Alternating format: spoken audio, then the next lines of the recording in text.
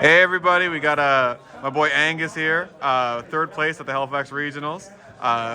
What do you got to say? What you got any shout outs? How you doing, Mike? Good, yeah. I played branded Labyrinth. I got third with it. Just a few shout-outs real quick. Shout out for Team East Coast Games. We have a YouTube channel now where this is going to be posted along with Solemn Circus. A legend. There'll just be some more stuff up there, a lot of competitive Yu-Gi-Oh! Content. It's a good channel, so you definitely watch it and look at it. Yeah, and then just shout-outs to specifically, the team for testing, but Josh, Blake, and Dylan, they tested with me the most. Specifically, Josh really helped me with ratios a lot. Dylan, we tested, played a lot of matches. Yeah, apart from that, that's everything, so just get into the deck profile. Clean, let's get into it. Yeah. Oh, I should have gotten first, but I misplayed in game 2. It is what it is. Yeah. So we got third. I'm a witness. All right. 3 branded fusion and 2 albaz. So this is basically the only branded part apart from the extra deck in our deck. It helps you play around Ash, which is really nice. And also Kashtira is a really threatening deck for this deck. So you just want to be able to bring a Mirror Jade out that can deal with the Fenrir, and then after that you don't care about whatever they have to do. Perfect. Yeah, that's basically it. Would you change the ratios at all today, or kept it the same? So me and Blake went back and forth on Fallout and Albaz. On 1 or 2. I like 2 for game 1. It almost always gets sided out. But going first into most matchups, it's good to have a second one because you can just dump it. And I'm a huge fan of Rinbrum. And there were games where if you open it and discard it with Chandelier or something like that, then you can just have it in the grave with Rinbrum banish. You bounce your own Mirror Jade with your Big Welcome or something, and then you can just make another Mirror Jade on your opponent's turn with an Albaz in your grave or something. So that was really cool. Crazy, yeah. I only did it once today. I don't think it mattered. I just did it because it was cool. But yeah, so that's the branded stuff. It also has a bunch of other funny interactions. You can dump the furnitures for Albaz and some other stuff that I'll explain. For the Labyrinth monsters, the big ones, 2 ladies, 1 lovely. This card sucks to draw. You never want to draw it. And this one you can just search. You don't want to draw multiples. You just play 2 because it's searchable. And you can almost chain it every time. No complaints about these. I just wish I never drew this card. R.I.P. 3 Ariana. A lot of people play 2. They either don't know what the card does, or they just copy list and don't think about it. But you have to play 3 because it searches every single combo piece for your deck.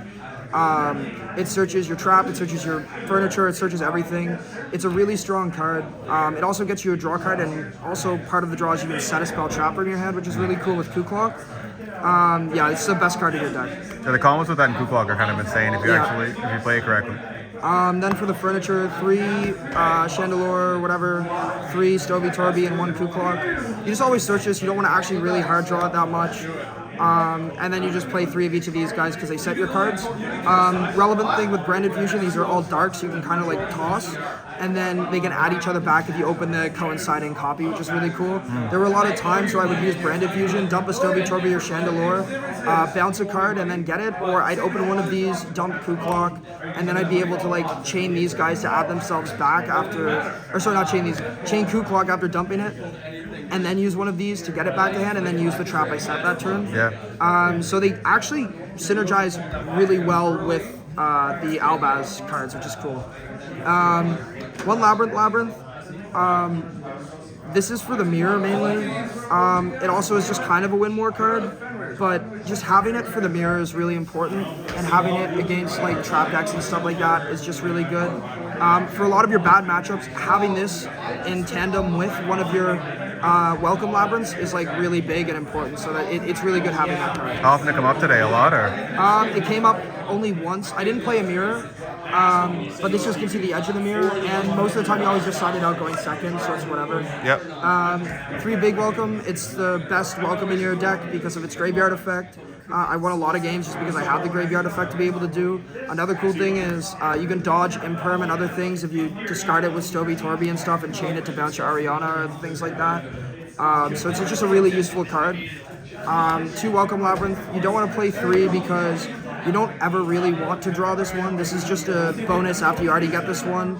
And it just recursion, which is really nice. most of the time also going second, you'll side one of these out. For the normal trap cards, the Terrorist, Dogmatic, Punishment, self-explanatory.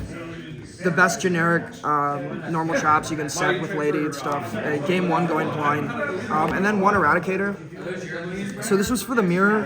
It also was really, really strong against Kashtira. I didn't play either of the matchups today, so it was kind of dead most of the time. It was getting sided out, but really, really strong card in the mirror and stuff like that. And it's also good against Striker, which is probably this deck's worst matchup. So having this for the bad matchups is really good, and you don't have to choose to set it. So just having access to a game 1 is really big. Perfect. 3 Prosperity. So Extravagance can't really be played in this deck. Like, you can, but I like having more utility in my extra deck that actually did come up. So just playing Prosperity. It also digs you deeper into your deck for side cards, which is nice. Yep. 3 Ash. 3 Imperm, self-explanatory cards, and then 1 Gamma, 1 Driver. So it did get hit to 1. This card's still fucking insane. In this deck, it's bonkers. You play it because at worst case for you, it is literally just a discard, which is what you want sometimes. And at best, it can be a Baron, or it can be just cards to negate things. How many times did you pitch him off of the Stormy today? I didn't see Gamma at all today. I saw Driver a few times, and I did pitch it, so that's good. Yeah, this card's just insane. I don't see why you wouldn't play it in this deck. Just having this sometimes wins you games, and people don't play around it at all anymore. And then just 2 Veiler. So this was like Mourner or something else, but it's a light monster, and it's actually relevant in this deck because you can send it with Albaz if you don't want to send Driver or Gamma, and then banish it for Albion, which is really important. I'll go with the extra deck. 2 Mirror Jade, you have to play 2. If you're playing Extrav, obviously play 3. This helps you deal with a lot of cards and decks that you can't really deal with that well. It's also really good in the mirror. The second one come up at all today, or sorry? Second one come up at all today? No, it only did once for the Red Drum play. That was it, and that one didn't. I don't think it mattered for winning the game. Yeah, this just helps you deal with a lot of the problems that this deck faces. Being able to just have it to back up your traps is just really nice, and it's also a big body. It's a dark that you can tribute for Eradicator, other viruses. Just a really good card. Being able to send cards like Albion, Rinbrum, or this to the end phase with these 2 to get an additional card to discard is really relevant. Just overall, this card's just really good and kind of like the piece of the puzzle that was missing a bit. Then all the Albaz cards, you could play more, but these ones to me felt like the strongest. Obviously these 2 because you need them for the fusion effects. Albion also gets you your branded fusion, which is really nice. Rebellion, Sibelian, it's the most important one. It's for your furnitures. Brigand searches Albaz, so it can add to hand, which is really nice. And also, it's a level 8 or higher, so sometimes you can dump a big, if you want, like a big lady or whatever, to be able to summon this. It never really comes up, but it's relevant. This one you can never actually fusion summon, but its graveyard effect is really strong. Sorry? 1 Entis, punishment. For the rest of the punishment cards, just those. Yeah. Lingeribo, because I don't want to get Ibleed. Muckracker, this one's really cool. Has some really cool interactions. I cut for Lingeribo, I cut the Cerberus, Nightmare Cerberus, but I do still play Nightmare Phoenix, which is really cool. It's just important. For Gamma, Excel and Baron, I was playing Omega and the Cerberus, but I just wanted more value off my Gamma.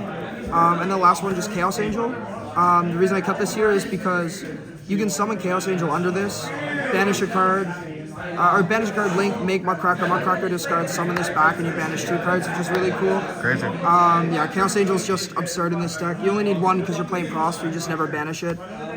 Didn't summon either of these cards all day today, but they do come up, and they're 2 of outside of the branded cards, the most summonable cards in the extra. And then this side, mandatory cards. You have to play Bestials. They're good against the meta, but in this deck they're really absurd because Albaz is a dragon, so you can search it with Magnamut. And then also your big welcome and stuff, you can just bounce back Magnamut or Druisworm to get additional cards, which is really nice. Yeah, apart from that, self-explanatory, really good. 3 skill drain.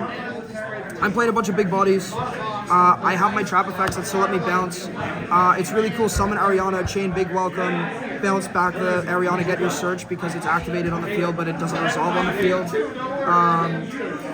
Yeah, just this card works really well with this card, and I don't actually play a lot of floodgates, so I just needed something that was kind of a win button going first if they didn't have spell trap destruction. Normal trap, it wasn't in the main because I don't really respect branded. But Same, brother. I played 2 branded today, and they were pretty good matchups when I was able to play. It's a strong matchup, but this is required sometimes in game 2 and 3. Being able to loop it with Lovely is really important. Yeah, it can be a scary deck, so that's why you play cards like this. Sword Soul's another deck.